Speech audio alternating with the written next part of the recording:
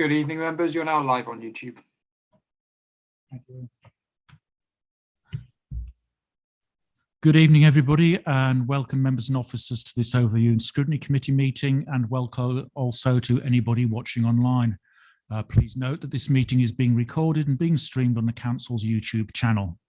Before the meeting starts, I would like to invite the committee member and scrutiny officer to explain how the proceedings will work. Anna. Thank you, Chair. I'll just undertake a brief roll call of officers joining us on Zoom. Helen Ray. Yeah, hello, present. Hi, Helen. Ruben Ayavu. Present. Thank you. And Chris Jeffrey. Present. Thank you. And we have William Edwards assisting us with IT this evening. Just run through some proceedings, rules of debate. If a member wishes to speak, they should use the speak button located on the microphone unit. The microphone will light up green and the chair will be alerted of your request to speak. When the chair invites you to speak, your microphone will be made live and will turn red, at which point you can speak. Please, can I remind you that the normal rules in respect of debate and times to speak will apply. And voting, when requested to vote, voting will be via the yes, no, abstain buttons on your microphone unit. Details of how members voted will be shown on the screens around the room, and the result will be visible on the YouTube stream.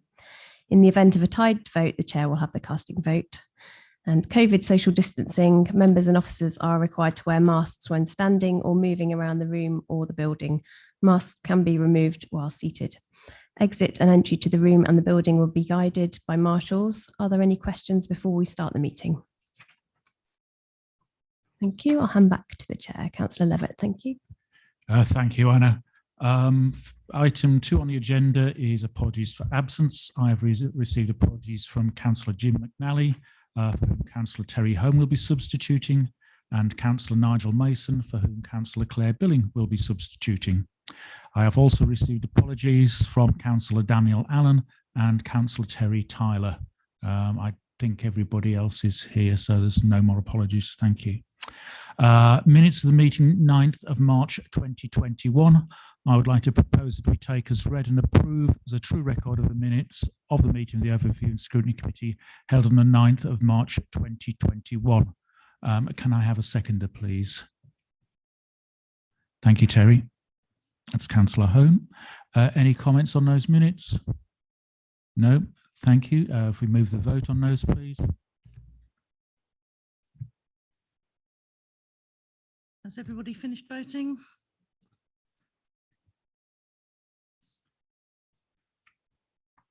Thank you. That's approved. Can I just interrupt and say I'm sorry, we forgot to mention that Jeanette Thompson is also here virtually. Thank you. Notification, any other business? I have none. Chairman's announcements. In accordance with the council policy, this meeting is being audio recorded as well as filmed. The audio recording will be available on the NHDC website and the film recording via the NHDC YouTube channel. Members are reminded to make declarations of interest before an item.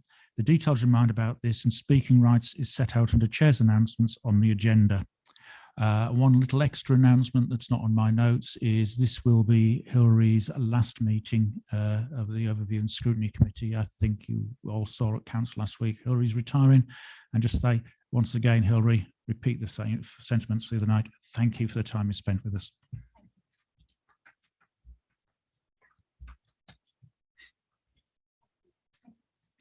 Public participation, we have none. Item 7, urgent general extension items, we have none. Item 8, called-in items, we have none. Item 9, resolutions, the Overview and Scrutiny Committee. Hillary. Thank you, Chair. Following the last meeting, you can see that the list is much reduced now. The only mention I'm going to make is the community lottery new policies. Cabinet considered this on the 29th of June and just decided to postpone the decision, and it will be considered at the next meeting. And once Cabinet have reconsidered the item, I will, or someone else will report back to you. And that's the only update I've got. Thank you. Thank you, Hillary. Do we have any comments or questions on that one? No, thank you. In that case, the recommendation is to note the report. I can have a seconder for that, please. Thank you, Claire. And if we can go to the vote, please. If you've all finished.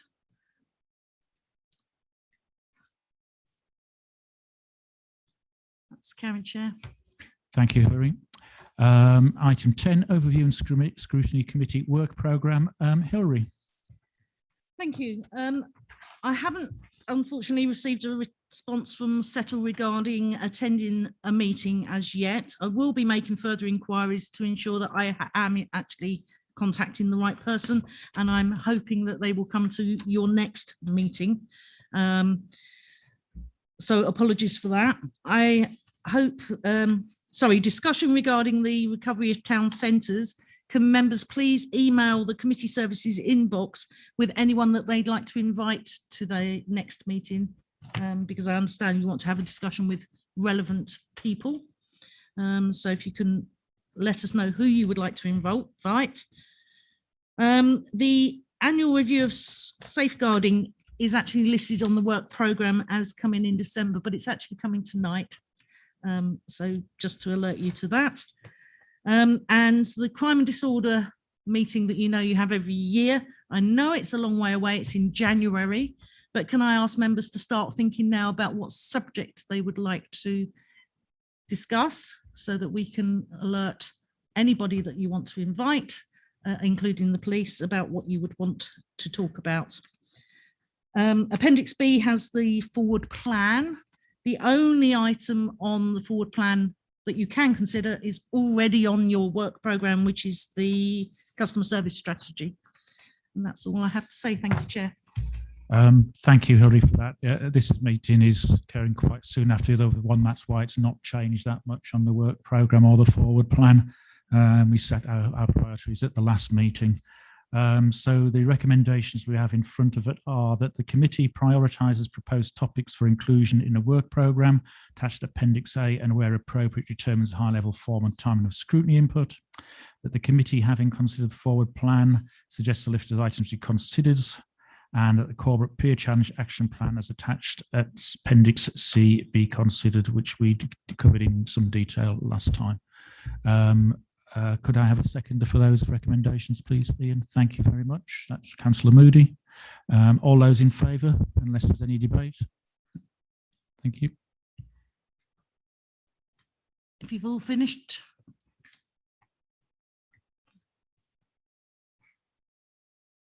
That's carried, Chair.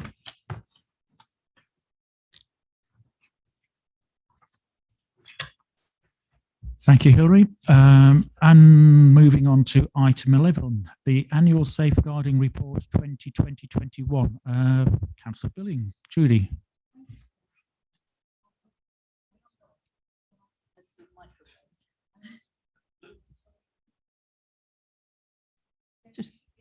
Okay, can you that's better. Thank you, Chair. It never occurred to me we would get to this item so quickly, so thank you for that. This is the annual review of safeguarding and protecting children and adults for 2020-21, and you will all know that we have a statutory obligation in safeguarding, not as the primary provider of services, but as the organisation that does have responsibility to report any instances that we feel are worrying in regard to any adult or young person who we believe to be at risk of harm.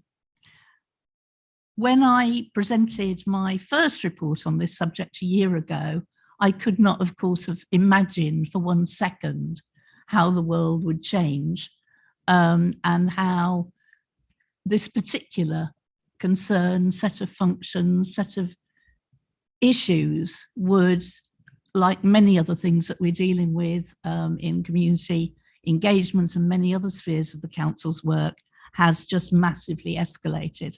Now, I won't read you the report, you'll have all done that yourselves, but what you will have seen in your reading is that the number of cases that we have been concerned about as a local authority, that we have reported on to other authorities to take action on has in the most significant areas actually doubled or more over the last year. If you look particularly at domestic abuse cases where there's concern about adults, our referrals have gone from 34 to 173, which is a 409% increase. So obviously that has affected our staff, not only in terms of the amount of work they do, but some of this is quite emotionally affecting as well for those who have to work in the field. And actually we've been greatly helped over the year across county by the Police and Crime Commissioner, dare I say it, holding meetings of all the district executive members in my position. First of all, when the pandemic began, on a weekly basis, and then it became fortnightly and then monthly.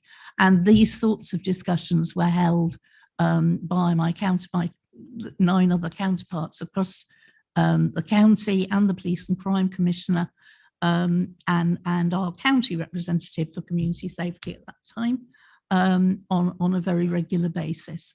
So this is the report. I asked Helen Ray, who is the officer who does all the work on this, who has done a splendid job again, to produce possibly slightly fewer graphs than we looked at last year. And she's very kindly done that. But she is here online, on computer, on Zoom, to answer any difficult questions. I'm always happy to answer easy questions, as you know, and I will stop at that point because you've read the report. It's pretty straightforward, and maybe when we come to next year's report, we'll be talking about something a little bit more normal again in terms of the lives of our citizens and the people we care for. I really do hope that's the case. Thank you, Chair. Thank you, Judy. Helen, do you have anything to add to the report? No, not at this stage, but obviously happy to take any questions if anyone wants any further details. Thanks, Helen. Open to questions and comments from members. Clare Billing, first, please. I was looking at the numbers of adults with unmet mental health needs, and I know that's something that nationally has been raised, that the lockdown has caused a lot of people to their mental health issues to escalate, get worse, or start in some cases. I'm just wondering what local services there are to refer people to get support for those people in our community who are quite vulnerable. Thank you, Claire. Helen or Judy? I'm happy to take this one. So there's a variety, and it really depends what the level of mental health crisis is in terms of where we would do a referral. At the top level, if someone is what we would consider to be in crisis, so really at the point of not coping, possibly feeling suicidal, then they're referred into the NHS, into the HPFT, which is the Hearts Partnership Foundation Trust, for sort of specialist psychiatric support. If it's lower level, then usually it would be liaison primarily with the GP for prescribing medication, access through to the health and wellbeing service and counselling, bits and pieces like that. But there's also a range of charitable organisations, Mind being one of them. We have 2 Mind organisations covering North Herts, so Mind in Mid Herts and the Hearts Mind Network, as well as other organisations that can support specifically with things like drug and alcohol use, which usually are tied into mental health concerns as well. So probably in total we might be referring into 9 or 10 different organisations, but it really does depend what the type and the level of concern are. It's not an area that I think is going to decrease anytime soon, because a lot of the adults who have been suffering from anxiety and other mental health issues are those who have been isolating, those who have been shielding, who over the next few weeks will have really, really hard decisions to make about how they feel about their own safety, going back into a world where apparently people aren't going to have to wear masks around them. And I do fear for the increase in cases that could promote. Thank you, Judi. Terry? Yeah, thank you, Judi, for the presentation. A question really, I think most districts, certainly around here, are involved with a charity, the domestic abuse charity that certainly I have supported, and no doubt NHDC are involved in. Would you like to comment on our involvement with that particular charity? I think she's based over at Stevenage. Judi, do you want to come in on this one? Yes, I mean, Helen may have more detail, but we have certainly worked very closely indeed with Stevenage Against Domestic Abuse. I presume that's the organisation that Terry is referring to, and have made contributions, many of us through the district council and through those of us who are county councillors. And it does seem to also work very closely with the office of the Police and Crime Commissioner in looking at issues of adult and children's safety.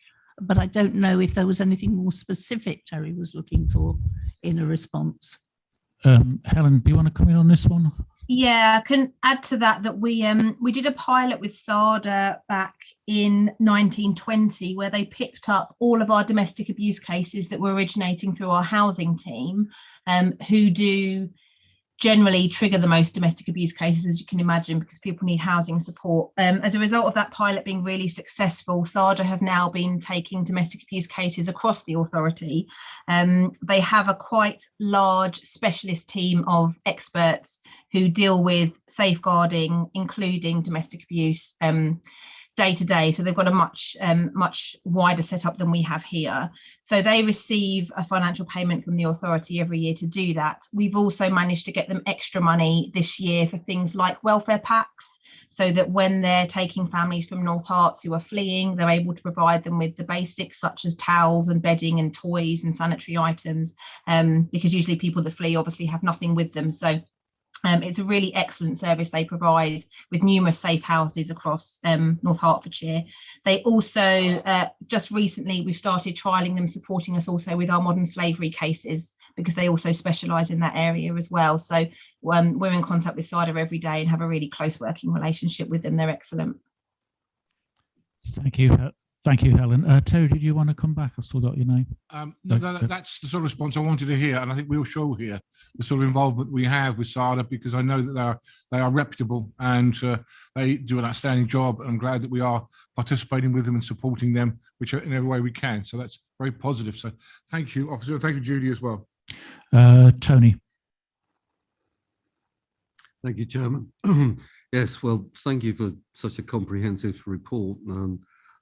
In these times, it's quite disturbing, obviously, but to be expected because it's a national trend. Helen's partly answered my question, because it always used to fall heavily to the housing team where the referrals were. I wondered how they were coping and if they had sufficient resources, because obviously, as it was stated earlier, it's a difficult time and it's grueling for both officers and the people involved. Thank you, Tony. Anybody want to come in on that one about the resources? Ellen? Yeah, I mean, I think SADA taking on the domestic abuse and modern slavery cases has made an enormous difference, because one case could take an officer an entire day in terms of phone calls, emails, contacting partners. So that's made a big difference. But of course, there are only two areas of safeguarding, and you can see from the list of referrals, all the other concerns that come through, which officers are still dealing with directly and making direct referrals for. Housing do absolutely do a significant amount. Our customer service centre are also responsible for quite a high number of referrals, environmental health and Careline as well. So there are a number of teams who are grappling with this stuff day to day, who have become much busier if they weren't busy enough already as a result of the increase in these rates. Thank you, Helen. Kate.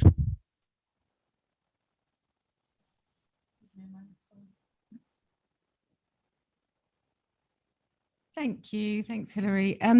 I just a question. I'm not sure where to direct it really, but just I do recall this being spoken about the last time it came here, which was December, and we did I recall the conversation that we had very clearly because it's something that is very dear to my heart.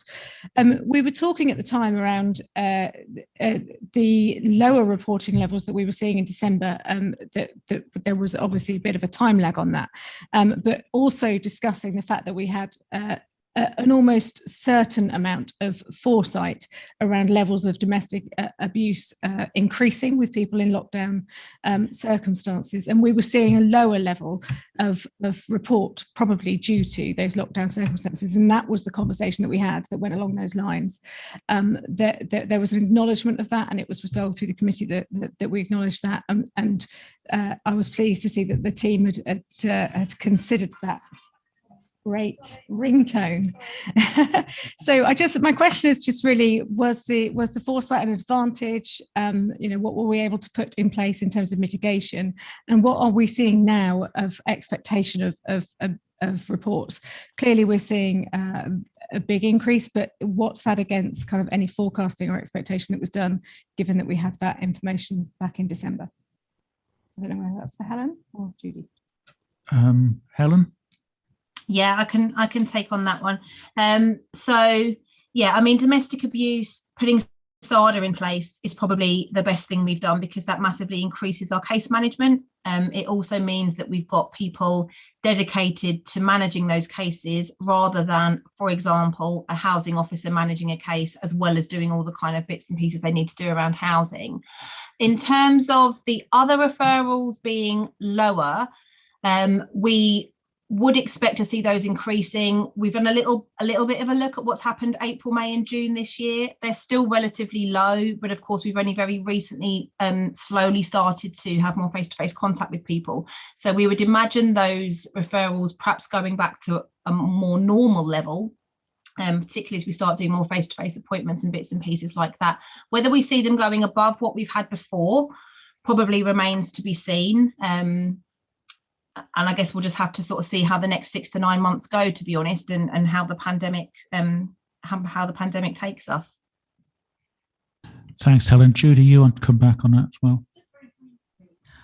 It occurs to me that although we didn't consider the report until December last year, in fact, it was a report that referred to an earlier period, really.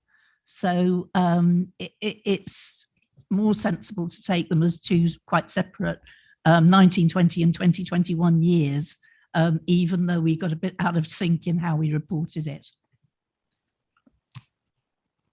Thank you, Judi. And yeah, I'll take the point what we were quite concerned about in December, and what was the sort of underlying trend we could see and feel.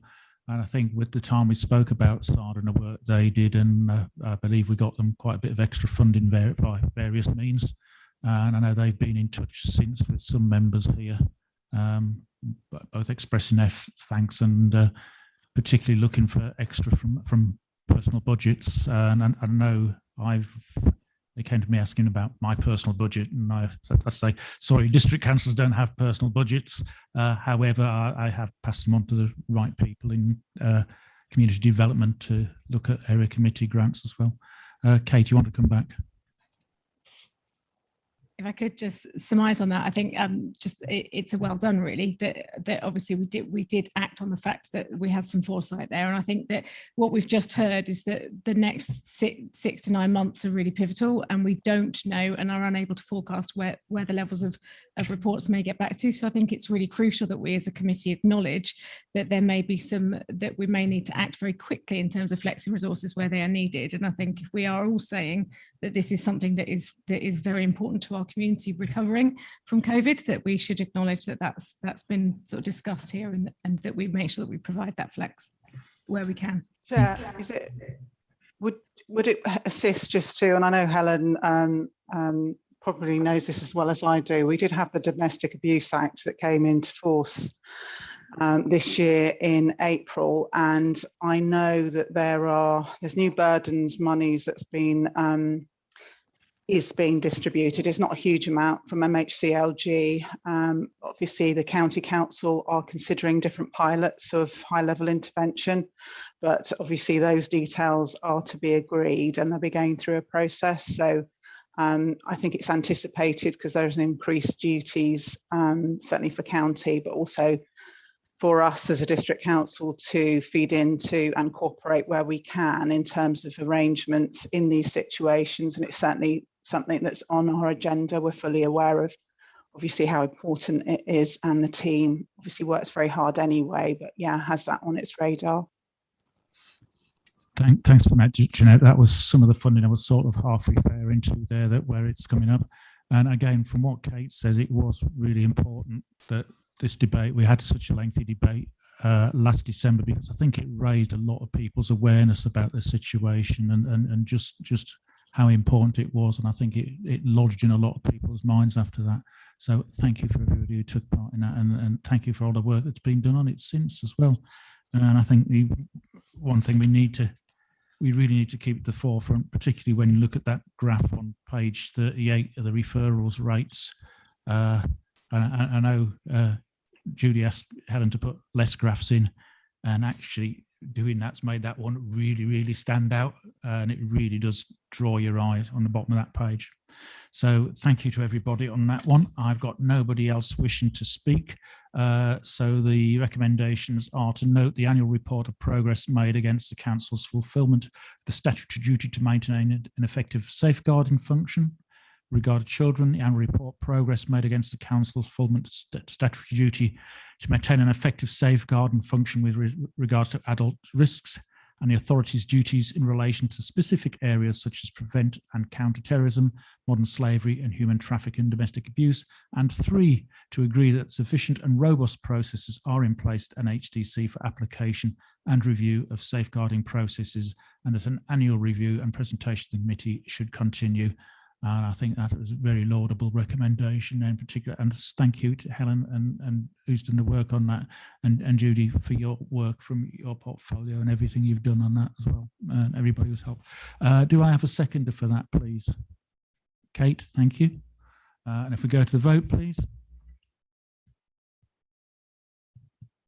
If everybody's finished voting, thank you.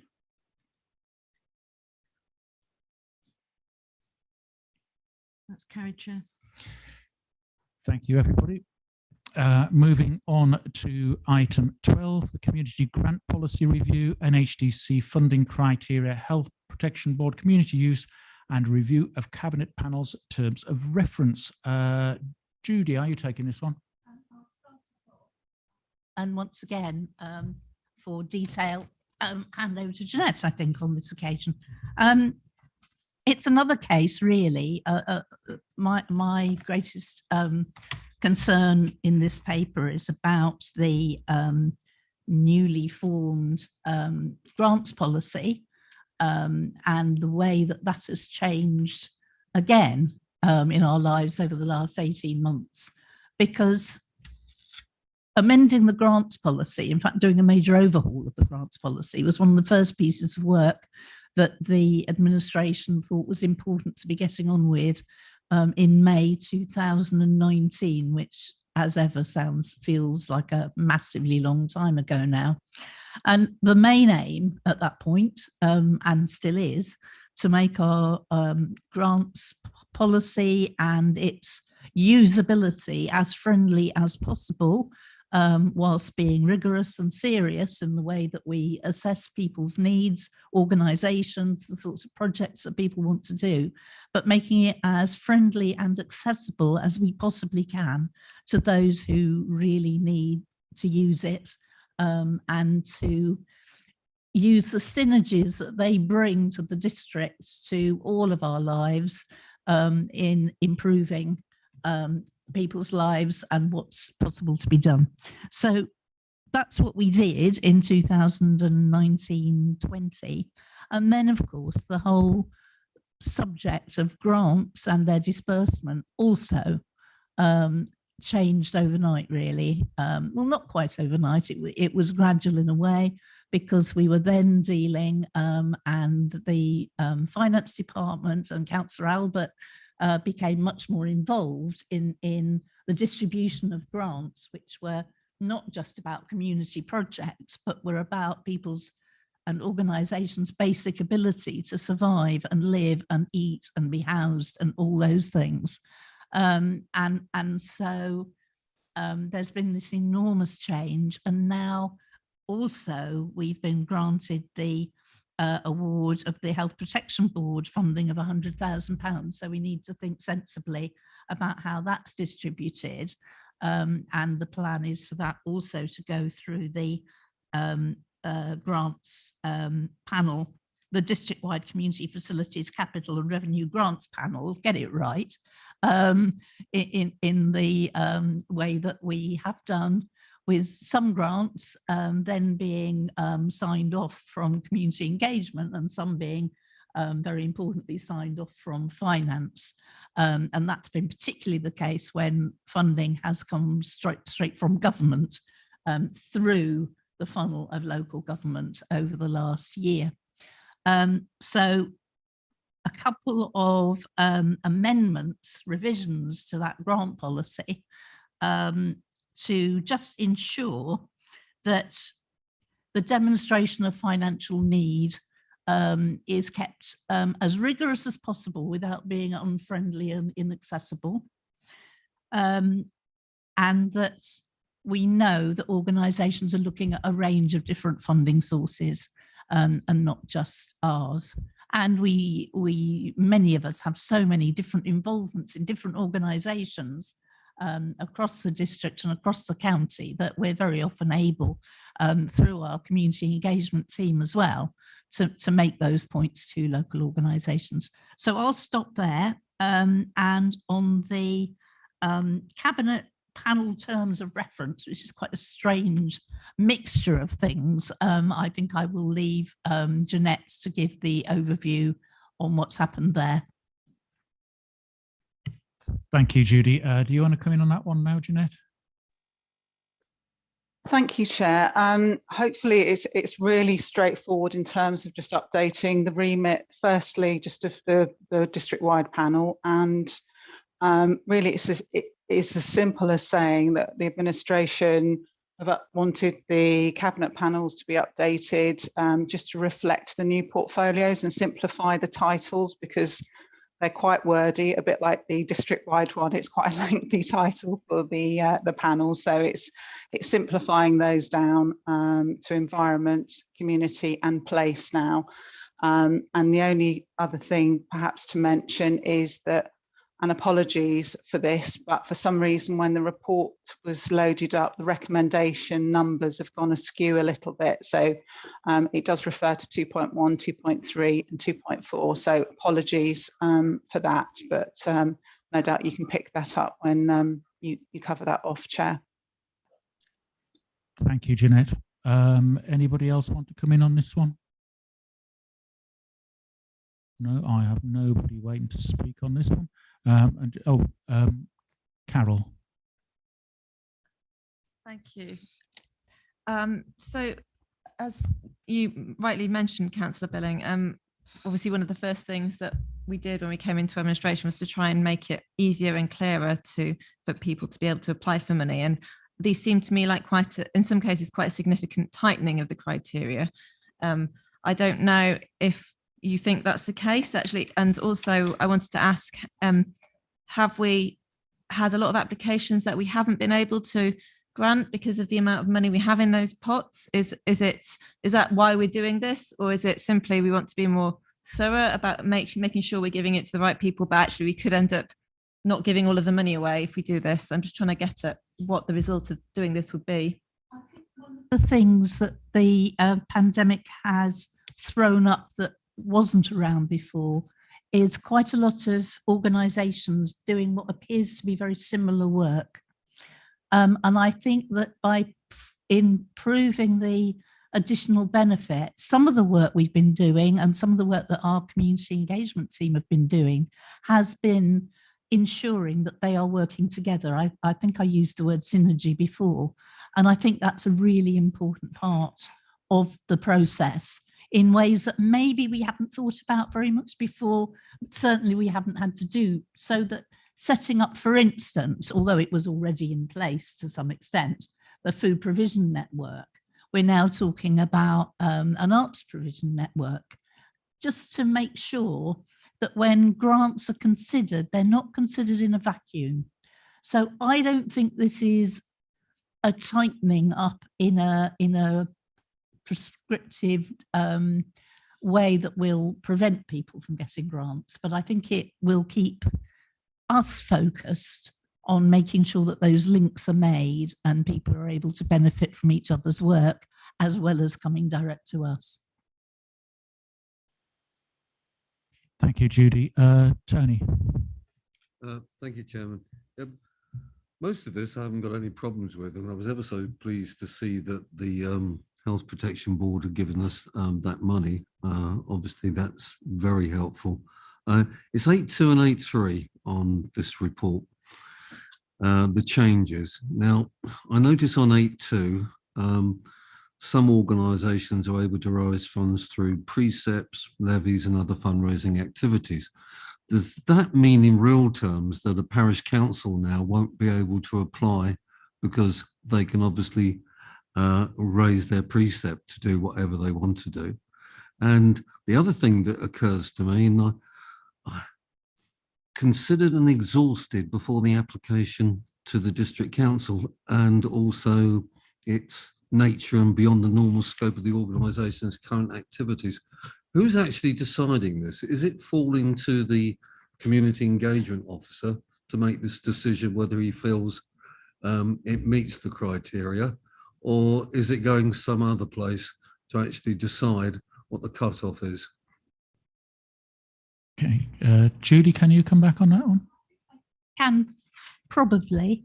If I take that last point first, if the community engagement team is concerned about such an application, I would hope that they would discuss it with relevant councillors or area committee chairs or whoever has jurisdiction in that area.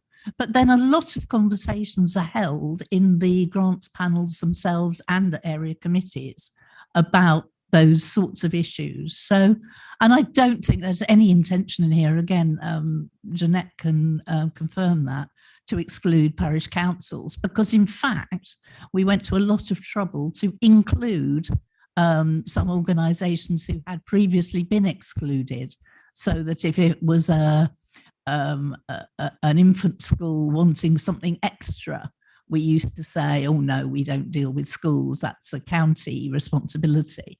And we removed that from the policy to be more enabling. So I don't think there's any intention of disabling parish councils from being able to access, where appropriate, funds from this local authority. But Jeanette may totally disagree with me on that. I certainly do not think, Chair, that there's any intention to exclude parish community councils, town councils by the back door. I think it's just being sensible that our resources are, finite, without passing the buck to someone else. I know Ruben's on the call and obviously gets to review a lot of these grants. If he would like to add anything, I think that might be useful. Yeah, do you want to come in, Ruben? Thank you, Chair. It really is to echo what's been said before. It's about making the most of the funding to stretch it further so we can make a real difference for those communities that have the greatest needs. So we're not in any way putting up barriers, but we want to make sure that, as Judi and Jeanette have said, is to make it go that bit further. And we will take that view. We're not in the business of keeping our money, but we want to make sure it's rigorously, when we get an application, we make that rigorous application and assessment of it before we take it to the area committees or the district panels. Thank you, Ruben. And I did notice actually on the page 57 of the report, applications from organisations that are accepted does actually specifically include parish, town and community councils, as it does business groups and organisations, which it didn't before, I don't believe. And both with the condition that the funding provides additionality, and that's usually because it's something that either they, I know particularly in the case of the bids, that they haven't got the funding for it, but they want to add something to it, so that, which possibly falls more within a district council's remit, and that gives them an opportunity to do that additionality. And looking at this, the same applies to the parish and town councils as well. I did pick up as well the point, I think it was Judi made, about several organisations appearing to do the same thing. And I think that was particularly noticeable at the start of the pandemic, when there were several groups sprung up, all distributing food or all distributing meals to elderly persons and that. And one of the organisations I was involved with at the time, one of the clients there said, "I've had 3 people round today offering me meals. I've never eaten so well." So I think at the beginning it did sort itself out in the end, and people did get together. But it does show actually just how well the community and people and district councils and everybody else responded to the emergency as it was, and made sure that those vulnerable people weren't left out of it. But yeah, I take the point that if probably Ruben or somebody's best place to see this, if you see similar organisations doing similar work, I'm assuming, Ruben, that you will suggest them that they look to work together and bulk buying, as it were, or working together, better value for money. Is that correct, Ruben? Indeed, I will, Chair. Thank you. Carol, you want to come back in? Yeah, so I'm still a little bit worried about the wording, because I take on board what everyone said, that it isn't intended to exclude people from applying or groups from applying. And indeed, the example of parish councils, although obviously they could raise their precepts if they're eligible, and it says so in the list, that's great. But I think maybe we ought to reflect that in the wording. I just think it is not entirely clear. I actually really like Judy's point about it, not having redundancy and collaboration, and maybe I don't want to suggest any wording at the moment. I'd have to go and think about it. But I think it would be nice to slightly rephrase it so that that was taken into account, and it doesn't sound as if, because I mean, I read that, and I know several of my colleagues read that and thought, oh, we're excluding a load of people who actually we were trying to include earlier. And I think I appreciate the sentiment, but I'm not quite sure the words are right. Yeah, I think I take the point. But Lisa, do you want to come in first before I say something? Yeah, I agree totally with Carol. I think it would exclude the parish and town councils, because the answer simply will be you need to increase the levy, the local. So I take Carol's point entirely. I think the wording needs to be changed. Thank you. Which particular bit of the wording are you looking at, Carol? So it's the bits that Tony raised actually as well, 8.2 and 8.3, where it talks about be able to demonstrate financial needs and other sources and options for funding have been considered and exhausted before application to the district council. So I don't see how that's ever going to apply to a parish council that could raise its precept, unless that it needs an emergency grant now and hasn't got any reserves at all, which might be the case, I suppose, but that seems quite a far-fetched situation. I'm not trying to advocate for always giving funding to parish councils when they apply for it, but if we're trying to not exclude people, we need to be careful that we don't do that by the wording.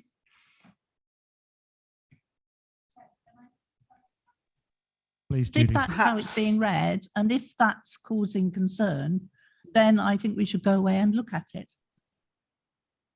And I don't know if there's any constitutional reason why we shouldn't do that. So I'd prefer to do that. I'd certainly prefer to do that than try and write new wordings in a committee of this size, please. Yeah. Please don't make us do that.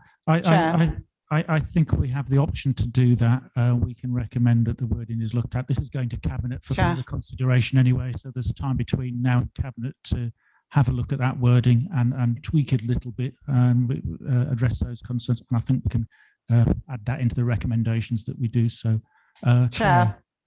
Perhaps I can, can I make a suggestion? Because if that is your main concern, really, it's the underlined bit under 8.2. I mean, you could just recommend that Cabinet does not take that particular amendment forward. I'm not convinced that between now and the 20th we'll come up with additional wording that will allay your fears.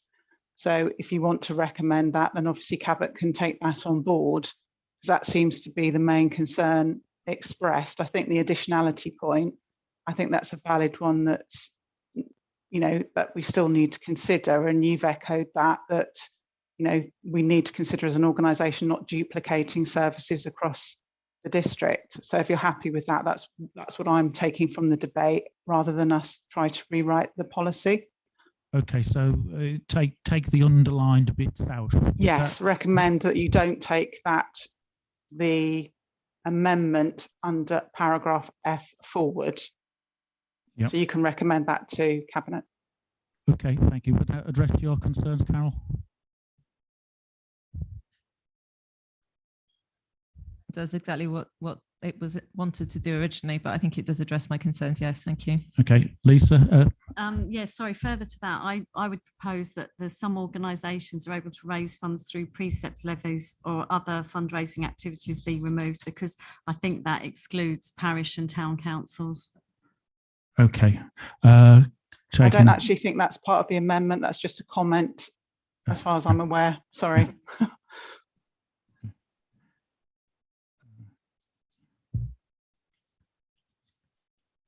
Okay, Claire. We'll come back in a second. Yeah, I think the bit for me that I think the councillors, it's actually in the policy document on page 58. It's some bullet where it says parish, town and community councils, and there's an open bracket on condition that the funding is for something that provides additionality.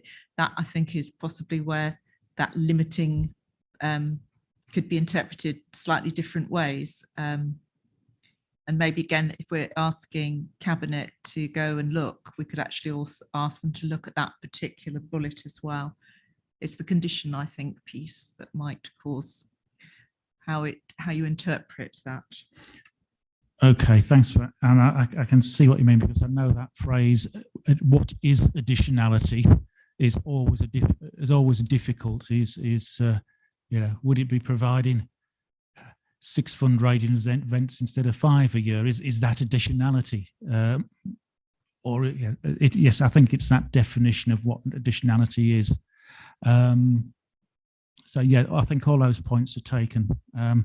So I think what we'll do is we'll go with the recommendations, but we'll take out the underlined bits as discussed and ask Cabinet to consider that bit about some organisations are able to raise funds through precepts, etc., etc. However, I do take Jeanette's point. That's actually a comment rather than a condition.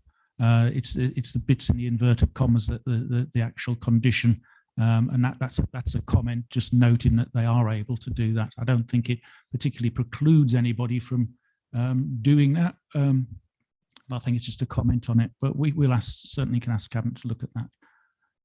I've got nobody else wishing to speak. So with that in mind and those changes to the recommendations, I'd like to move those. And can I have a seconder for the recommendations as amended, please? Claire? The bits you mentioned, that also includes asking Cabinet to relook at that list of organisations as well. Taking out that conditionality. Yes, it does, Claire. Okay. It's ask Cabinet to consider the list as it is. Okay, yeah. thank you. So all the comments made tonight will ask Cabinet to take into consideration before making their final decision. I am happy to second. Thank you, Claire. Could I move to the vote on that one, please? If you can vote in your normal way, please. You've finished voting. That's carried, Chair. Thank you, Hilary. Moving on, item 13, full year update on compliments, comments and complaints. Elizabeth, I think you're taking this on. The light. There's the light. Thank you. Yes, Chair, I am. I will make the bold assumption that members have read the grand total of 4 pages that this report takes up in your pack. However, I think it's important to highlight that after an unusual year and some of our services, such as the leisure centre, not having the same levels of footfall and usage as they would in a normal year, we've seen a fluctuation in the number of comments, complaints, and compliments across the board.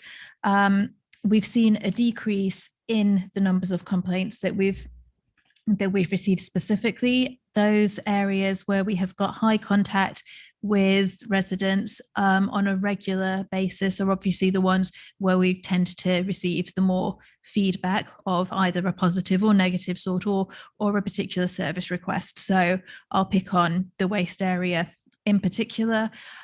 What we mean by a comment, a compliment and a complaint is well established at this point, and members can refer obviously to the guidance on our intranet. However, I think it's helpful just to sort of draw out that when we say a comment in respect of waste, we would view that as something like a resident calls up and says, my bin hasn't been collected. So it's a request for a service to be carried out. If that bin then isn't picked up after having been logged as a missed bin, or that request being made, then that's when it sort of starts to cross that line into an expression of dissatisfaction, and we're into the complaint territory. I think it's quite positive to note that despite all of the strangeness and stress and strains that our workforce has been under, we've managed to resolve, we've hit the target, I think exceeded slightly, of resolving 80% of our complaints within 10 days. And we've had 26 complaints escalate to stage 2 of our complaint process. And then we've had the grand total of 1, 2, 3, 4, 5, 6, 7, 8 cases, I think it is, referred to the local government ombudsman. And all but one of those cases was not upheld. The case that was upheld was effectively no change in outcome, because the ombudsman agreed that there had been maladministration. However, the resolution that the council provided during its complaints process prior to the referral to the ombudsman was deemed to be sufficient, so no further action was required. I will leave things there, I think, and I'm happy to take any questions from members. Thank you, Elizabeth. Anybody else wishes to come in on this one? Open to comments. Claire.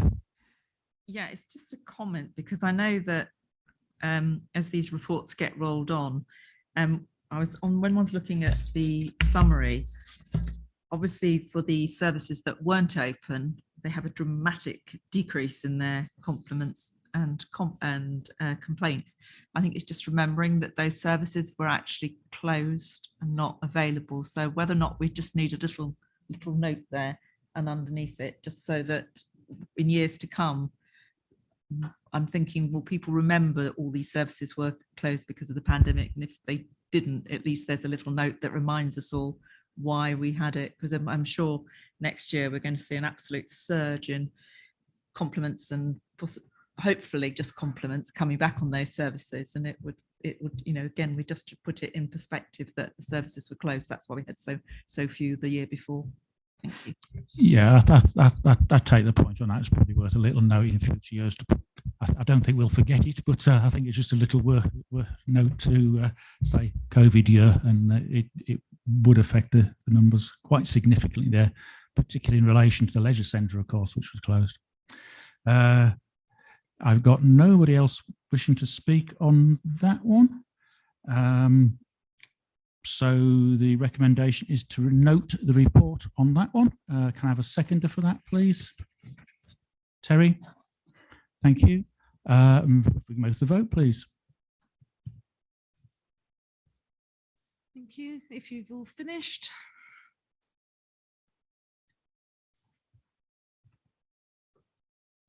That's carried, Right. Chair. Thank you, Hilary. Thank you, everybody. That takes us to item 14, members' questions. We have none. That closes this meeting. The date of the next meeting is 14th of September.